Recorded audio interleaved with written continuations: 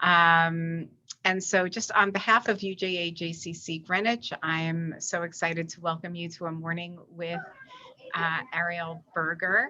I should say an encore morning because he's been to Greenwich and Stamford before. And a big thank you to our partners today who are United Jewish Federation of Greater Stamford, Bicultural Hebrew Academy, and the Parat Library.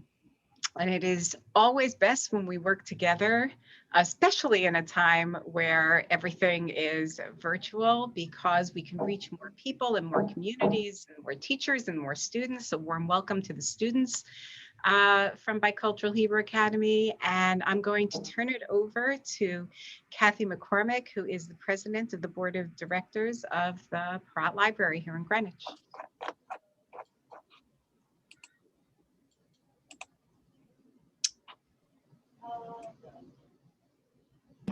Okay, good morning. As Pam said, I'm Kathy McCormick, board president of Parat Memorial Library in Old Greenwich, Connecticut. It's an honor to be supporting this timely program with Ariel Berger on his award-winning book, Witness, Lessons from Elie Wiesel's Classroom. If you've not had a chance to read his book, copies are available for checkout and contactless pickup at paratlibrary.org. Berger is a writer, teacher, and authority on spirituality, social change, and the arts. He is the founding director of the Witness Institute, whose mission is to empower emerging leaders inspired by the life and legacy of Elie Wiesel. An Orthodox-trained rabbi, Ariel received his PhD in Jewish Studies and Conflict Resolution under Professor Wiesel. Ariel Berger met Elie Wiesel at age 15 after a lecture at the 92nd Street Y and became his lifelong student, serving as his teaching fellow from 2003 to 2008. In his attempt to make sense of the complex world, Ariel Berger sought Wiesel's counsel on matters of spirituality, intellect, and faith. In his own words, Berger said, "I questioned everything in search of an answer, but it wasn't until I met Professor Wiesel that I realized that questioning is the answer." Please join me in welcoming Ariel Berger. Thank you so much for being with us today. Ariel, before you speak, I'm going to take the host prerogative. I was simply waiting for someone to sign in. I wanted to also express deep gratitude to Lois and Bruce Zenkel, who made today's program possible and all of the programs that we're doing this year on anti-Semitism possible. And so I know that a little bit of gratitude would be an okay thing to interrupt the program for, so thank you. It was hardly an interruption, and gratitude is always essential, especially today. I'm grateful too. I'm grateful to be with all of you. And I'm always grateful to speak about my teacher, Elie Wiesel, and the lessons that he left for us today. We're living through a very complex time, and we're dealing with questions that we haven't faced before, and we're dealing with questions that we have faced before, questions that we thought had been put to rest a long time ago, questions about hatred and indifference and polarization. And these are timeless and timely questions. And so I think a lot about what Professor Wiesel would say today. And the truth is, I don't know for sure what he would say today because he often surprised us. He often had a perspective that was astonishing and profound. And because of who he was, his own background, deeply rooted in Jewish tradition and Jewish study, his worldliness, his creativity, and his deep sense of morality, he was astonishingly creative in responding to contemporary events. But what I can speak to is what he actually said, what he said to me in private conversation and what he said to us in the classroom, and what he said as a matter of public record. And as Kathy mentioned, I met Professor Wiesel when I was 15 years old, and I didn't realize at the time that this would change my life, that this would become an ongoing long-term relationship that would really shape my life and my sense of personal mission. When I met Professor Wiesel, as Kathy mentioned, it was at a lecture in New York, and there was a reception room. We were able to meet Professor Wiesel, the great man. He was 4 years after winning the Nobel Peace Prize, very well known. I had already read Night. I know some of you here are teaching or studying Night now or in close proximity to this event. And I had read Night soon before meeting him. And so I was quite intimidated. But I remember when it was time to meet him after the lecture, he held his hand out to me and he said his name as if I had no idea who he was. with tremendous modesty. And then he said, come and see me and bring a question. Now, it took me about 7 or 8 months to build up what some people call the holy chutzpah to go see him, because I wasn't sure if he meant the invitation sincerely, but of course he did, as he often did with young people. He was very generous with young people. And so I went to see him, and I started asking him questions. And I had many, many questions about the relationship between traditional Jewish life and my interest in the arts. I went to a very religious Orthodox school, and we studied Talmud every day. And the Talmud has the larger text in the middle, the older text of the Mishnah, the Talmud itself, and then the commentaries on the sides of the page, and then the super commentaries in tiny letters on the sides, and then a white space, a margin. And I was the kid in school who was always doodling in the margins.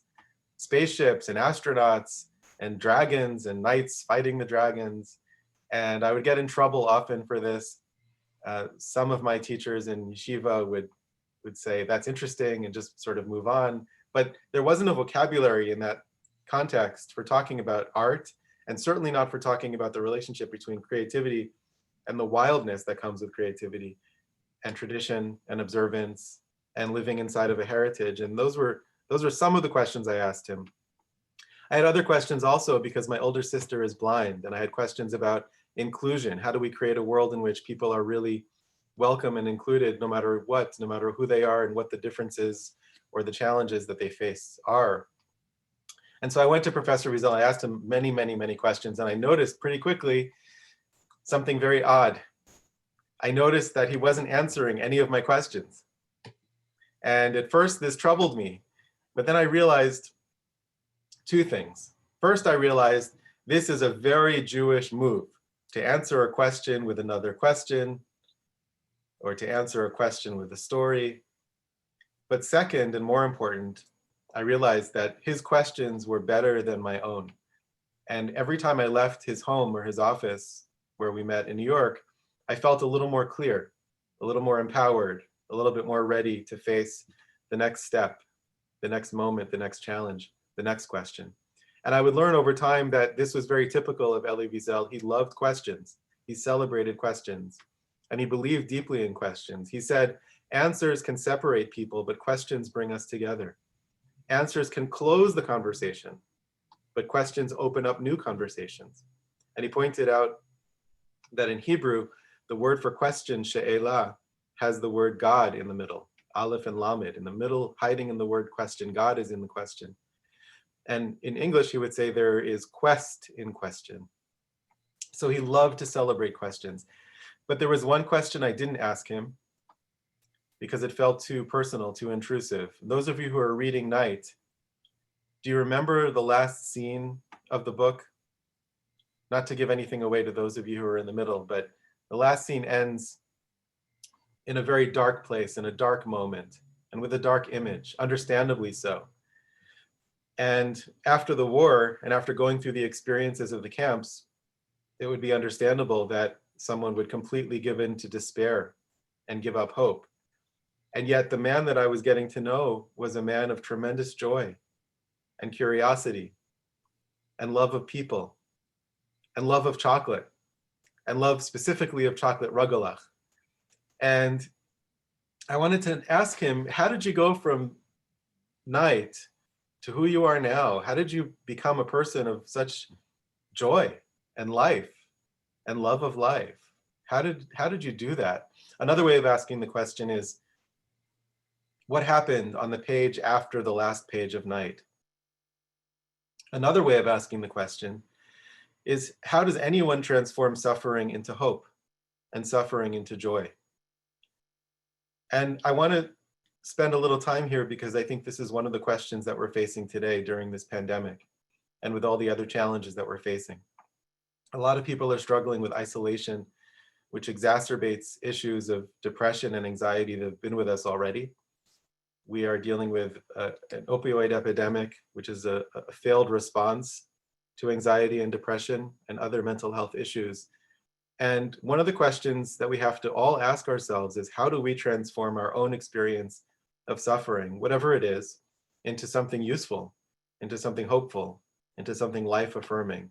And of course, we come from a tradition that emphasizes life. In the Bible, it says, "V'chai bahem," you should live in them or through them or with them, with the commandments of the Torah. And of course, our favorite toast is not chin chin, which is a fun toast, but it's l'chaim. It's to life. We celebrate life. And that is, in fact, one of the underlying philosophical principles of Judaism, is the celebration of life and emphasizing the dignity of life and fighting for life. That's the beginning of our ethics in many ways. And so I wanted to ask Professor Wiesel this question, not only because I was curious about him and his life, but because I wanted to understand, how does anyone make such a move from suffering to hope? I didn't ask him the question because I was shy. I didn't want to intrude, but I waited a few years. When I was in his classroom at Boston University, several years later, a student asked my question. And I remember it was the last day of class, the last day of the semester. Professor Wiesel taught at Boston University for almost 40 years. He lived in New York. He flew to Boston every week to teach, and then he flew back, unless he was flying to Paris or Oslo or Jerusalem to speak to government ministers or prime ministers somewhere. He was very dedicated to his students. And on the last day of the semester, unlike all the other class meetings, he opened the floor for any questions about anything. And this was when a student asked my question. And I was very grateful that she did. She asked, "Professor, how did you go from the end of night to being this person we see in front of us, this person of great joy and love of life?" He said, "If you ask me how I survived or why I survived, I cannot tell you. I have no idea. I wasn't stronger than anyone else. I was sickly. I didn't have any connections in the camp. There were no protectors. And at times I even had very little motivation to live. I can't explain how I survived. But if you're asking me, how did I keep my sanity and my hope alive after the war, that I can tell you." He said, "It was learning that saved me. It was my love of learning that saved me." And he told us this story, that on the day of liberation, this is the page after the last page of night, the members of the American military and the International Red Cross, who gathered the children of the camps and were taking care of them, giving them medical attention and shipping them off over the next weeks to orphanages in France and Switzerland and elsewhere. But right after liberation, they gathered all the children, and they ranged from age 9 or so to 19. He said, "They gathered us and they asked us, what can we give you? What can we get you to make your life a little bit better? Is there anything we can do for you? We can't imagine what you've been through. Is there anything we can give you?" And Professor Wiesel told us, I remember a girl asked for chocolate because she thought she remembered what chocolate tasted like from before the war, but she wasn't sure. She wanted to check her memory of chocolate. And a little boy asked for a coat or a sweater because he had not been warm for 3 years. But Professor Wiesel said, "I asked for the same volume of Talmud that I was studying before the war, the same volume of the Talmud, the great compendium of Jewish law and legend that I was studying before the war, so that I could continue my studies at the exact same line and the exact same word where they were interrupted by the Nazis. And that's what saved me," he said. "My love of learning, my return to learning saved me." And he said, "I believe it can save all of us. The key to turning suffering into hope is curiosity. It's learning. It's celebration of learning. It's the return to learning, no matter what is happening in the world." And so first of all, moments like this where you come together to learn are so essential right now. And bringing more people into that circle of learners is so essential. And those of you who are in school right now, the act of learning itself is an act of resistance. The act of learning itself is an act of hope. It's an investment in yourself and in the future. And it's something we need to raise up and deepen more and more.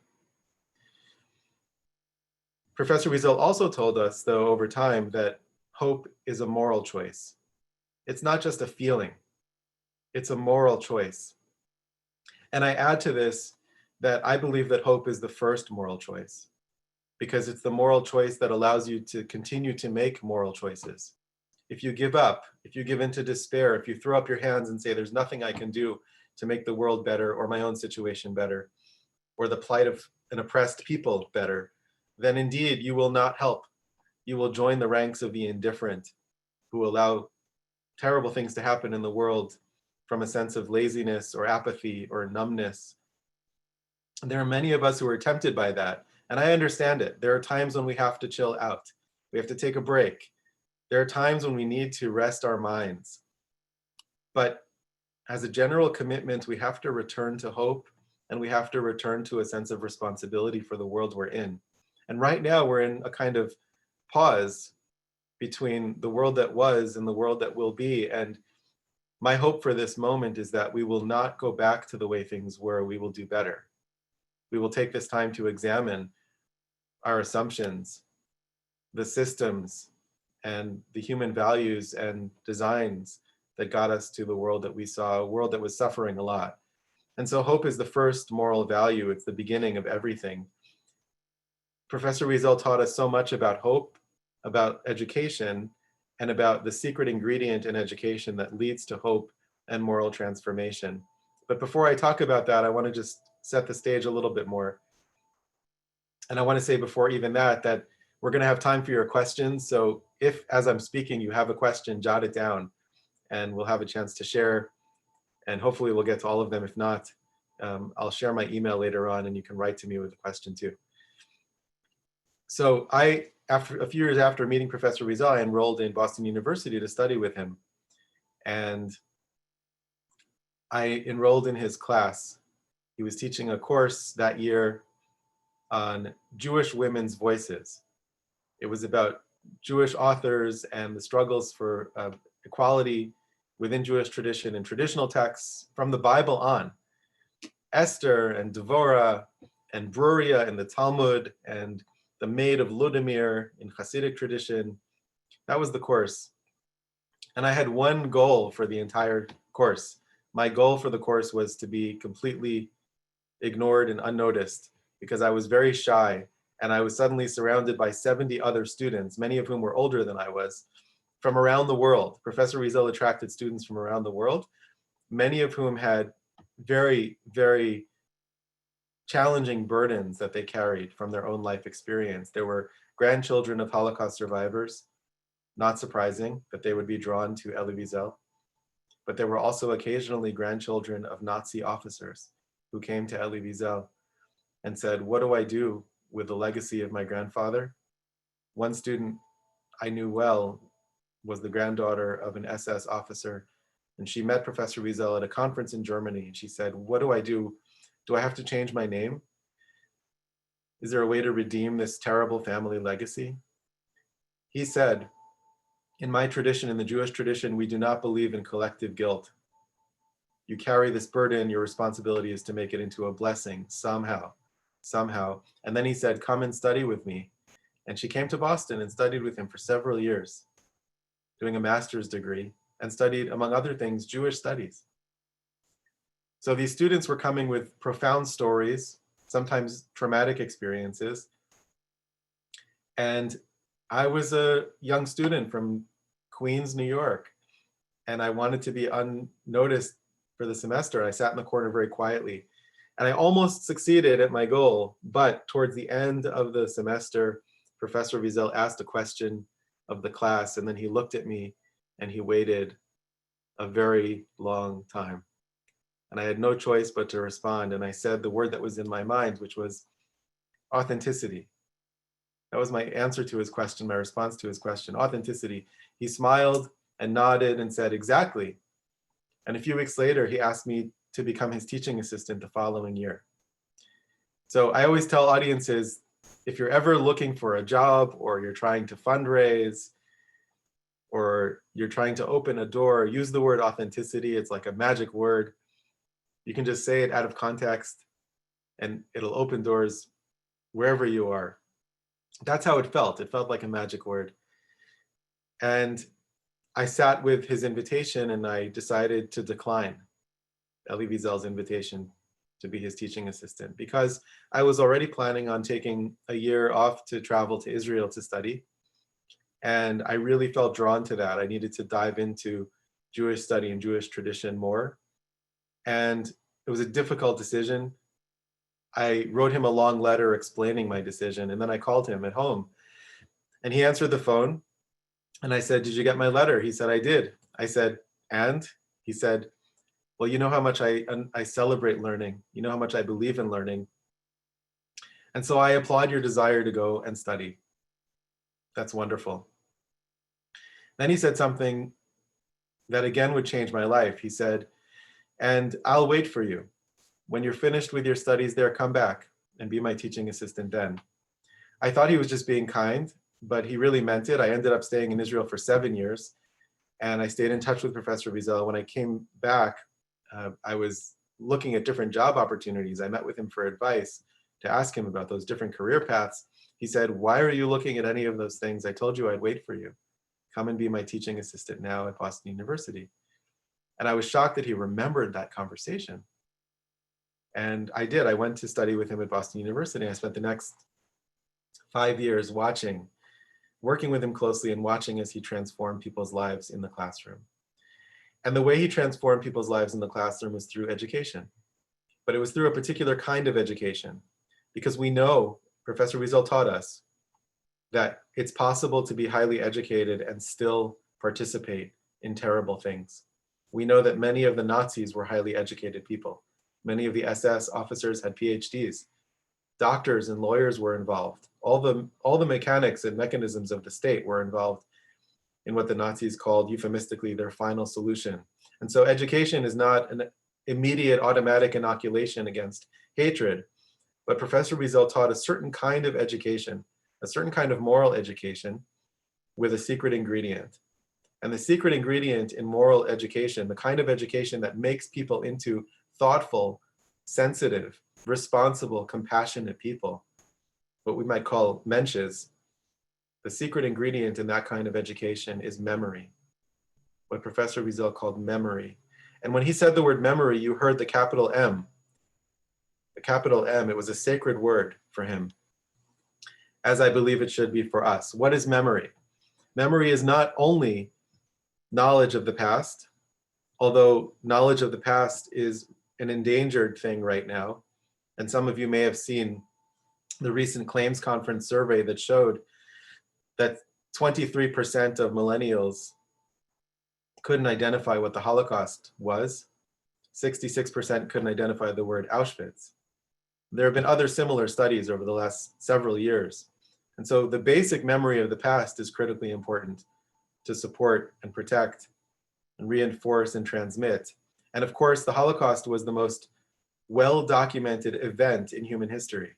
The Nazis documented everything, and yet we're seeing amnesia about it. So we need to fight for the memory of the past because it has so many lessons for the present. But memory means more than that. Memory for Elie Wiesel is the powerful empathic encounter with stories that change you. When you hear a story that changes your life, that gives you goosebumps or chills, it changes your mind, it changes your heart, it changes your nervous system and your body so that you're a little bit less likely to walk past someone on the street who is hurting or homeless or hungry. You're a little more likely to do the right and difficult thing. And that kind of moral education is what Professor Wiesel's life was about. He often said, "I'm a teacher. Everything I do is teaching. My writing, my activism, it's all teaching and it all comes from my teaching. And my goal in all of my teaching is to sensitize, to help people recognize their power to make change." And students would often ask Professor Wiesel, "You know, we're not Nobel Prize winners. What can we do? We're just students. What can we do to make the world better?" And he would say, "Look for the outstretched hand. Look for someone in your immediate vicinity who needs a little bit of help or who needs a smile. Your parents might need help around the kitchen. That's a moral choice. Am I going to do more dishes or not? There's someone who's isolated right now and lonely who needs a phone call, and it might be uncomfortable to pick up the phone and call. That's a moral choice." Those moral choices, those small choices make a radical difference in the world, and they add up. And they also train us to be more and more empowered to make the right decisions at larger and larger scales. Along the way, Professor Wiesel struggled out loud with us as his students about questions concerning faith and the role of God and the role of questions and doubt. And he developed an approach to questions of faith that was sophisticated and liberating, where he said that faith and doubt, faith and questions do not contradict. The opposite of faith is not doubt, it's indifference. If you're engaged in asking questions, you are engaged in a life of faith. And his own love of Jewish learning, he studied Talmud every day. And his love, particularly of the Hasidic tradition, the early teachings of the Hasidic masters from 200 years ago in Eastern Europe, and their stories, their mystical stories of friendship and solidarity and compassion, were a driving force in his life and in his work. But at the same time, of course, he was visiting the White House and talking to the president about foreign policy and genocide intervention. One of my hobbies in those years was to watch Professor Wiesel on the public stage whenever there was a talk or a news conference or something like that. And I would watch and I would pay attention and I would try to annotate or footnote in my mind and sometimes on paper all of the quotes from Jewish tradition that he was subtly bringing into the conversation. He was never quoting things explicitly, but if you paid attention and you knew some of those sources, you could track that he's drawing on a Hasidic tale or a Talmudic debate or a biblical story in his discussions about what's happening in Yugoslavia or Rwanda or Darfur. And this, for me and for many of us, was a model not only for how do we transform suffering into hope, but one of the most important things that we're struggling with today. How do we bridge the gap between our particular identities, in my case, my identity as a Jew, and my universal human commitments?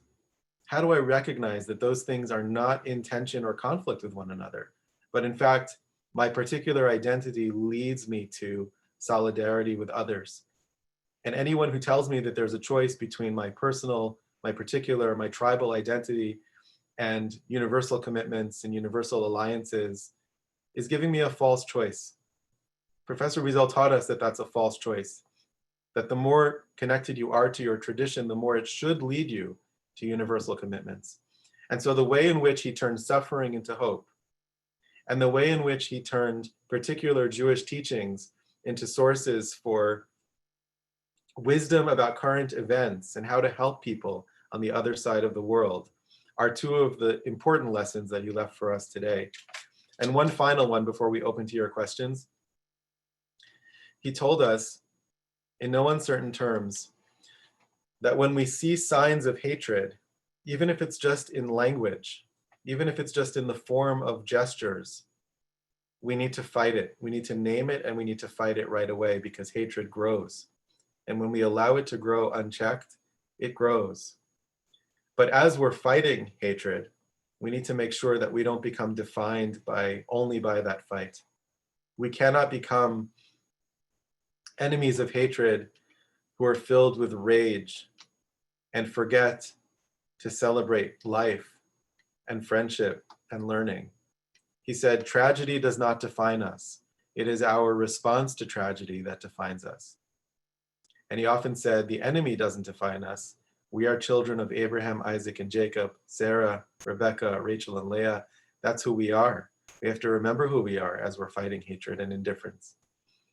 We have to remember our positive qualities and the gifts and the blessings that we hold for the world.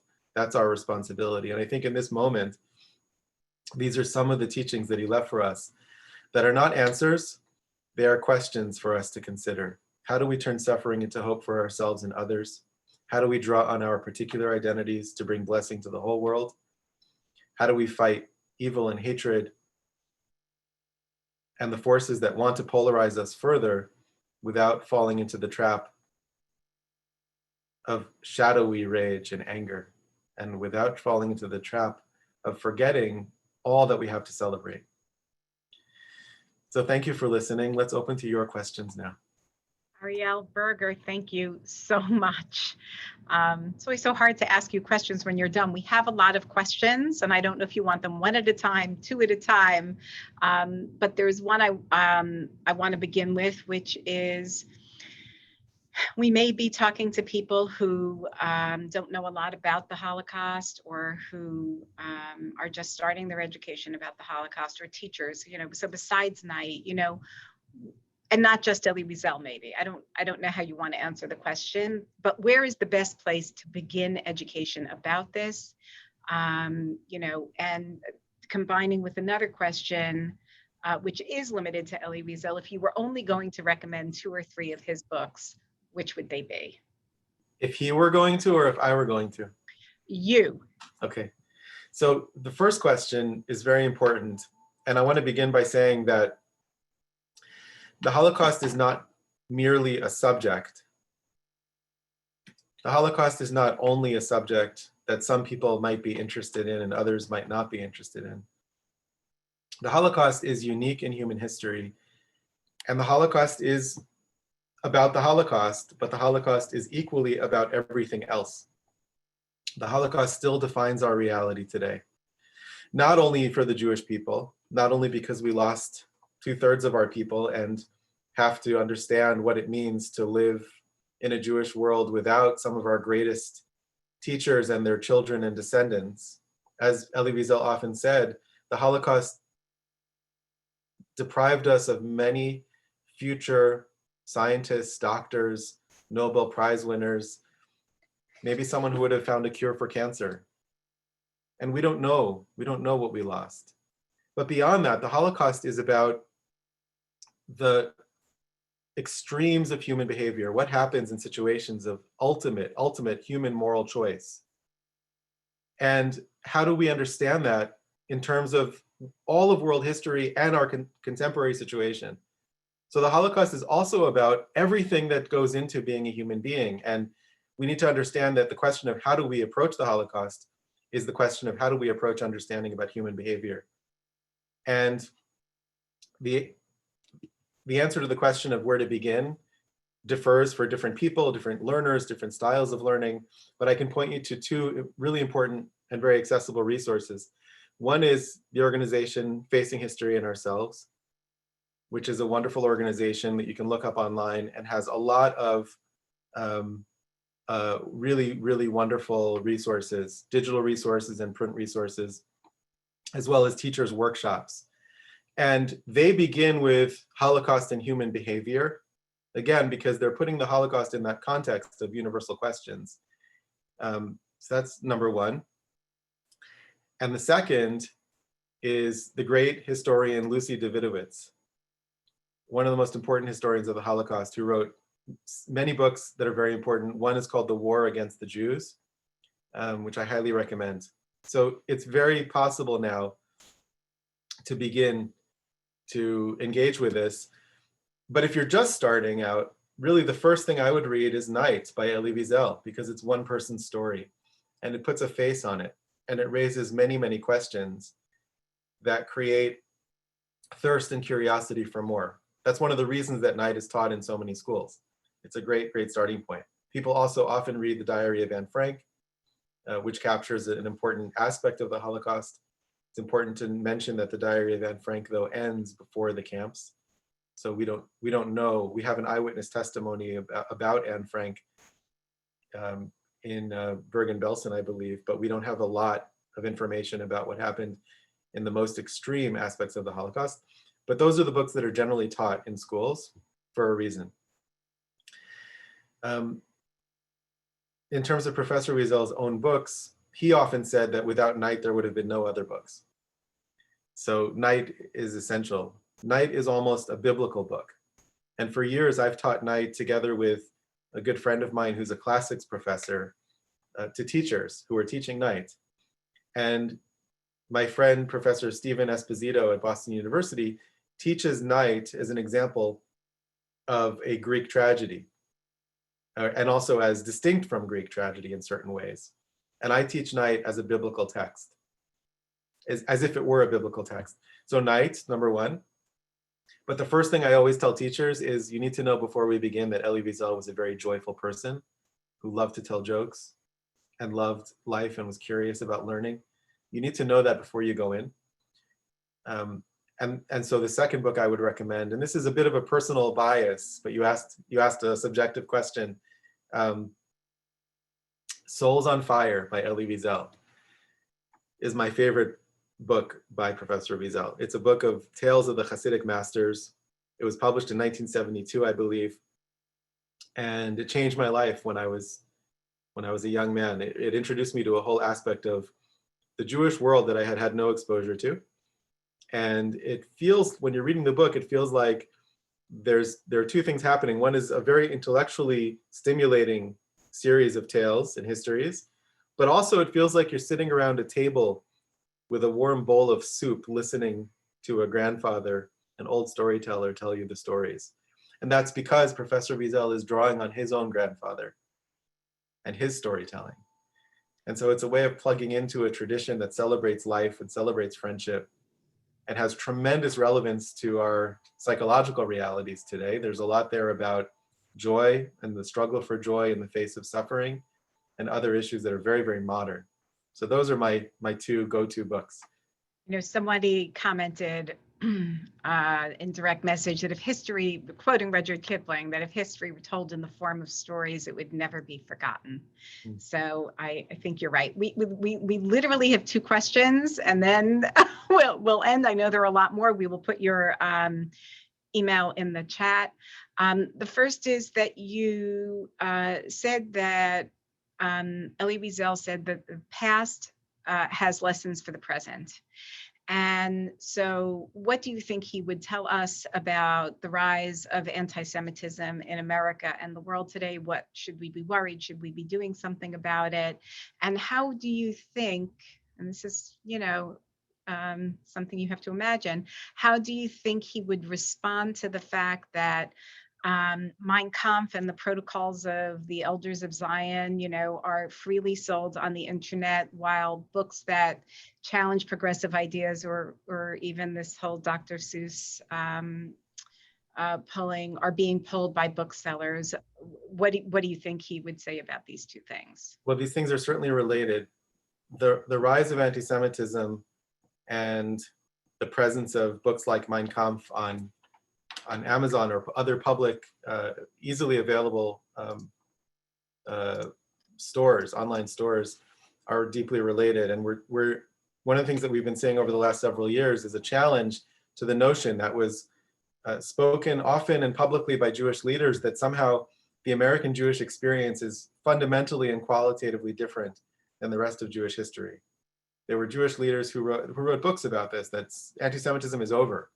It doesn't define Jewish life anymore. And as if the American Jewish experience is an island in the river of Jewish history, and we are free of the waves and the storms of Jew hatred. And of course, that turns out not to be true. And one of the things we know is that anti-Semitism is perhaps the oldest hatred. It's also a hatred that takes many, many forms. There was pagan anti-Semitism, early Christian anti-Semitism, medieval, modern, Western, Eastern, fascist, communist anti-Semitism. The only thing that the fascists and communists had in common was hatred of the Jews. And very often the conversation is about anti-Semitism as a defining feature of Jewish life. Professor Wiesel rejected that.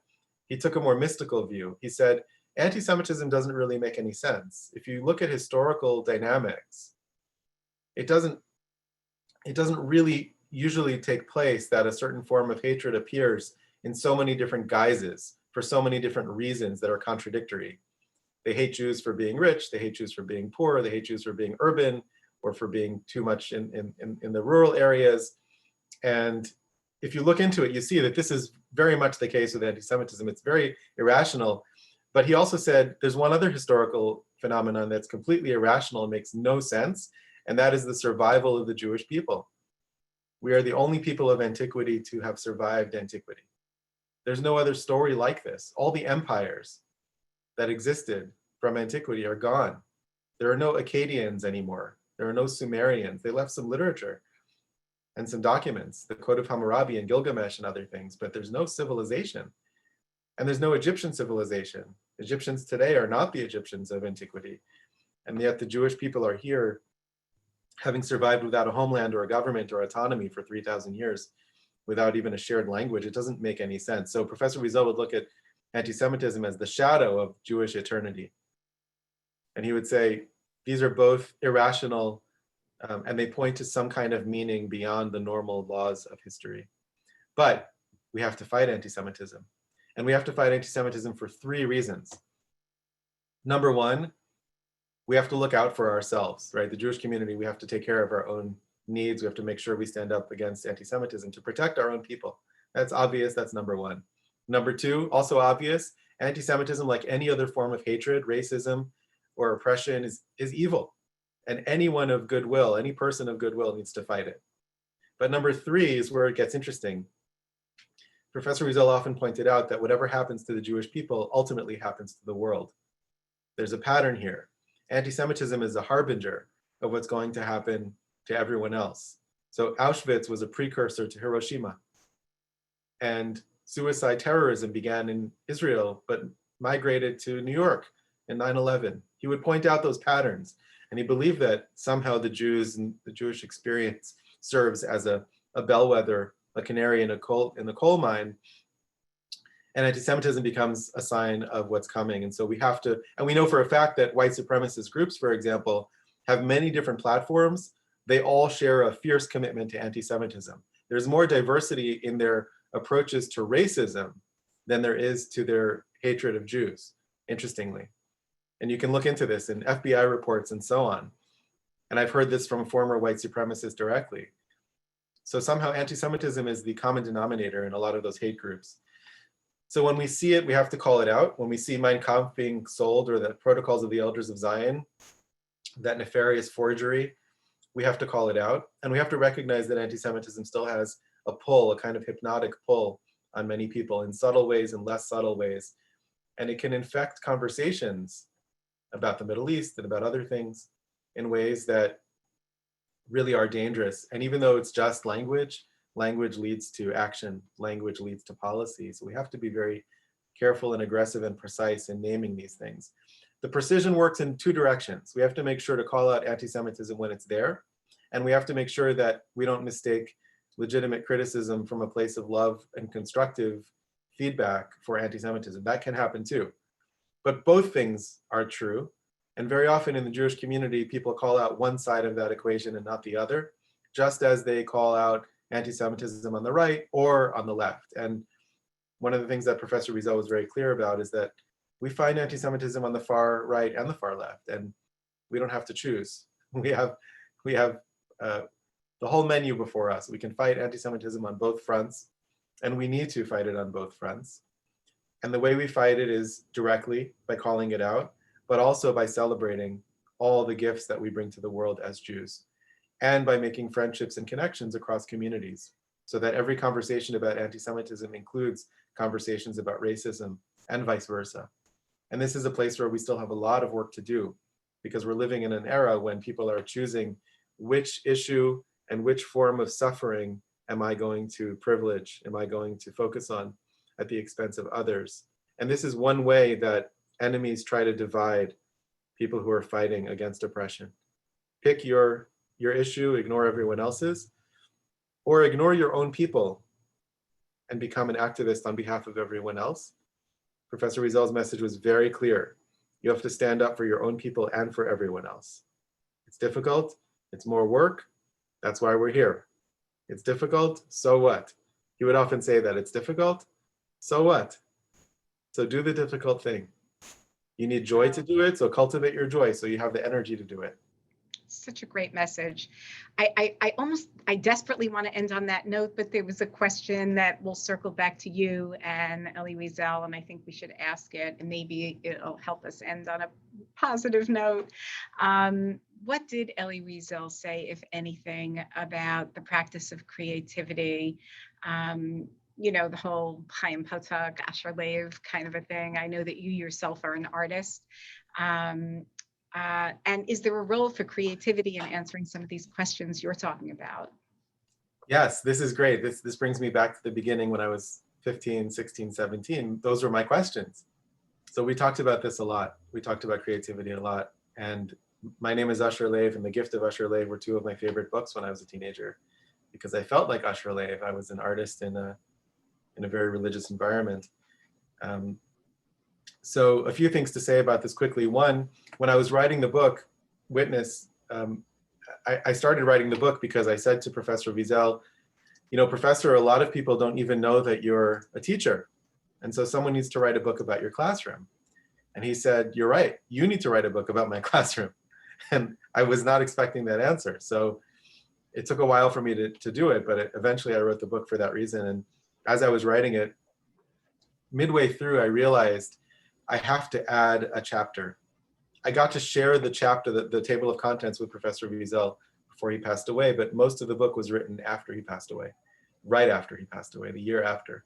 And when I was halfway through that process, I realized I need to add a chapter about the arts, because it was such an essential part of Professor Wiesel's life. First, because he's a writer. And so as a writer, he's constantly engaged in creative work, especially in his fiction, but also in his nonfiction books. And in France, they know Elie Wiesel primarily as an artist, as an artistic figure, as a literary figure, and afterwards as the witness to the Holocaust and human rights activist and so on. But also because, as will become clear when you read his writings, there's so much that cannot be conveyed in words. There's so much that we experience that can't really be captured in words. And there's so many moments when we experience the limits of language. And Professor Wiesel, whose life was about conveying the experience of the Holocaust, which was unimaginable, ineffable, impossible to articulate fully, tried to find words to tell that story, but knew that ultimately it was impossible. And he did his best, but towards the end of his life, even at the end of his life, he said, I don't know if I found the right words. Because the truth is, if we had found the right words, there would never have been another genocide. So it must be that we didn't find the right words in Night and in other books and all the other memoirs of survivors. And yet you have to tell the story. How could we not tell the story? So there are ways that he had to transcend language, and he did that in several ways. One was in writing Night itself. And those of you who are reading Night, this is very important to know. You may know already that he wrote a book that was 867 pages long, and then he cut it down to the book that we know as Night, which is 112 or 113 pages long. He wrote the book through a process of subtraction, and he did it very deliberately because it was the only way he felt he could convey the story, by erasing, by removing, so that we would feel the absence of the presence of the words that had been there before, so that we could have a sense of the absence of all the souls, all the people who were lost to us. He found ways of going beyond words, even in his writing. And the white space on the page is very, very important there. But also there were moments in the classroom when he ran out of words. He just couldn't convey what he was trying to convey in words. And I think 4 times when I was there with him, I was there for a total of 6 years, 5 as TA and 1 year as a student. There were 4 times that he stopped speaking and he sang. He sang melodies of his childhood to the students. And I asked him once, why did you sing today? And he said, I was trying to convey something so profound, and I was sensing that I could not convey it in words. So I went beyond words and I sang. And I just want to end by saying that in a moment when we are dealing with a lot of polarization and a lot of difficulty around a lot of issues in our Jewish communities, in our families sometimes, and beyond, between communities, we engage with words. We talk about policy. We disagree about policy and policy decisions. And of course, policy is critically important. We have to figure out those policy questions. We have to argue and disagree, and we have to do it well in words. But there are moments when we have to remember who we are and how connected we are to one another. And there are moments when instead of speaking, instead of arguing, we have to sing together. As the great Rabbi Nachman of Breslov said, the great Hasidic master said, when 2 people speak at the same time, it's cacophony. When 2 people sing at the same time, we call that harmony. When it's done right, we call that harmony. So we have to look for opportunities to sing together, and that's something Professor Wiesel really celebrated, and it gave him a lot of strength to do everything that he did. Thank you so much. I also just want to thank Lois and Bruce and Kel again for making it possible for the community to sing together with you today. The Perot Library, Bicultural Hebrew Academy, United Jewish Federation of Greater Stamford, and Bicultural Hebrew Academy. And you see, Ariel, you brought us together to do that. So thank you. And I hope we hear more from you. Thank you all so much. Stay very well. Oh, wait, I have to put your email in the chat. I did promise to do that. Yes. So I'll send it to you, Pam, right now. Okay. Are you doing that? I'm doing that right now, and Okay. I'm also putting Witness Institute website in case anyone wants to find out more about the project. This project that's continuing Professor Wiesel's work. Those are two ways to be in touch. The email address, if you had a question that we didn't get to, feel free to write to me. I will respond to you. It might take me a little time, but I will respond to you. And I love hearing those questions. So don't be shy about writing. That was a com, folks. I forgot to see. So it's info@arielberger.com. Oh, I actually only sent it to you, Ariel. Perfect. Let's do that again. I have it already. That's great. I'm putting it here in the chat. I see it. Perfect. Okay, there you go. Okay. All right. Thank you, everybody. Have a great morning. Thanks. Thank you, Pam. Bye-bye, everyone. Bye.